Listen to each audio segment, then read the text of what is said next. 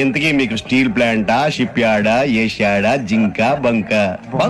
HPCL. ఉద్యోగం చేయడానికి మీకు ఎందులో కావాలో చెప్పండి.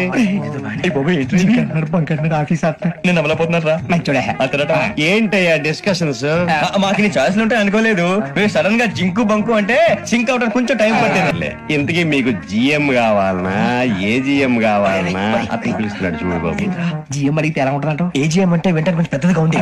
ఏజిఎం ఇప్పించండి సార్. అనుకున్నాను నువ్వు ఇది అడుగుతావని.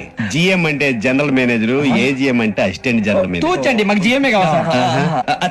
సరిగా భగవాన్ జీ, ఈ ఉద్యోగాలకి టోపులు పెట్టుకుని వెళ్ళొచ్చా? నీ ఇష్టం వచ్చినట్టు వెళ్ళొచ్చమ్మా. నాకు జింక్ లో నాకు స్టీల్ ప్లేట్, నాకు బంకులో గానీ కన్ఫ్యూజ్ చేయగానే ఆయన్ని అందరికి ఒక చోట ఇప్పించాను సార్. కలిసి పని చేసుకుంటాం. జీతం ఎంతండి? 30,000 అంటే 40,000. వడ్డీ ఎంత? అప్పు కాదయ్యా, నీకు ఇచ్చే జీతం. అంటే తిరిగి ఒక్కలేదా?